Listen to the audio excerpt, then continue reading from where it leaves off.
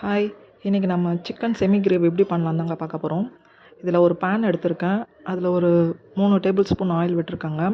இதில் பட்டை, லவங்கம், பெருஞ்சீரகம் எல்லாத்தையும் சேர்த்து பொரிய விட்டுறலாம். ஆயிலில் நல்லா பொரிஞ்சதுன்னு உடனே ஒரு 2 பெரிய வெங்காயம் கட் பண்ணி வச்சுருக்காங்க. அதையும் இதோடய சேர்த்து நல்லா வதக்கிக்கலாம்.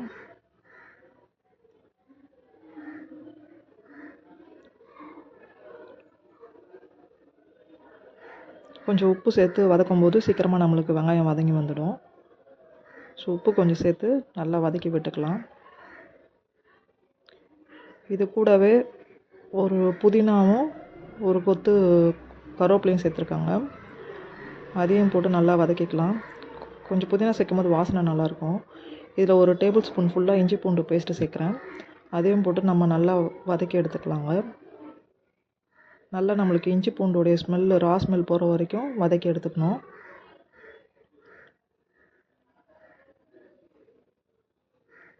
இப்போ பாருங்கள், இப்போ இஞ்சி பூண்டோடைய ரா ஸ்மெல் நல்லா போயிடுச்சு, நல்லா வதங்கி வந்துடுச்சு. இப்போ இதில் ஒரு பெரிய பழுத்த தக்காளியை சின்ன சின்னதாக கட் பண்ணி இதில் சேர்த்துருக்கேன். இப்போ தக்காளியும் சேர்த்துட்டு நம்ம நல்லா வதக்கி எடுத்துக்கலாம்.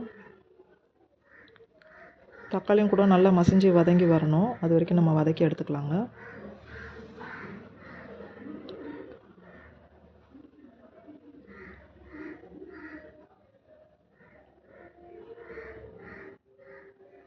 இப்போ நம்மளுக்கு தக்காளி பார்த்திங்கன்னா நல்லா வதங்கி சுருண்டு வந்துடுச்சு.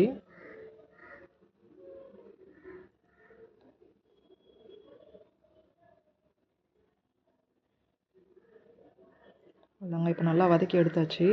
இப்போ நான் எங்கள் வீட்டில் அரைச்ச கறிக்குழம்பு மசாலாவை ஒரு கரண்டி ஃபுல்லாக சேர்த்துருக்கேன். காரத்துக்கு ஏற்றபடி நீங்கள் சேர்த்துக்கலாம். கறிக்குழம்பு மசாலா பொடி நான் ஷார்ட்ஸில் ஃபீட் பண்ணியிருக்கேன், அதை செக் பண்ணிக்கோங்க. அவ்வளோதாங்க. அந்த கொஞ்சம் மிளகாத்தூளும் கொஞ்சம் வதங்க உடனே இப்போ நான் இதுக்கு 3/4 கிலோ கறி சிக்கன் எடுத்து வச்சுருக்கேன். அதை க்ளீன் பண்ணி வச்சுருக்கேன். அதையும் நம்ம இந்த வதக்கிறது கூட சேர்த்து நல்லா பிரட்டி விட்டுக்கலாம்.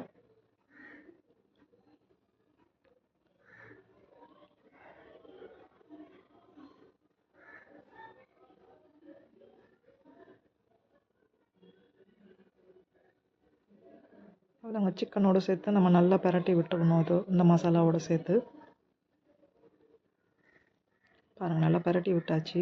இப்போ நான் செமி கிரேவியாக பண்ணுறதுனால ஒரு டம்ளர் மட்டும் தண்ணி இதில் நான் சேர்க்குறேன். நம்மளுக்கு சிக்கன்லேயும் நம்மளுக்கு தண்ணி நிறையா விடும். ஸோ ஒரு டம்ளர் மட்டும் தண்ணி சேர்த்துட்டு எல்லாத்தையும் நம்ம கலந்து விட்டுக்கலாம். அதுக்கு முன்னாடி உப்பெல்லாம் கரெக்டாக இருக்கான்னு நம்ம செக் பண்ணிக்கோங்க. செக் பண்ணிவிட்டு எதாவது தேவைப்பட்டுச்சுன்னா நீங்கள் அதையும் சேர்த்துக்கலாம். இப்போ இதை நம்ம மூடி போட்டு ஒரு 20 மினிட்ஸ் வேக விடணுங்க. இப்போ பாருங்கள், ஒரு 15 மினிட்ஸ் ஆச்சு, நல்லா வெந்து வந்துருச்சு. இதில் கொத்தமல்லி சேர்த்துருக்கேன். இன்னும் ஒரு 5 மினிட்ஸில் பார்த்திங்கன்னா இது ரெடி ஆகிடுங்க. இந்த மாதிரி செய்து பாருங்கள், கண்டிப்பாக டேஸ்ட்டு சூப்பராக இருக்குங்க. ட்ரை பண்ணிவிட்டு சொல்லுங்கள். என் சேனல் சப்ஸ்கிரைப் பண்ணாதவங்க சப்ஸ்கிரைப் பண்ணிவிடுங்க. தேங்க்யூ.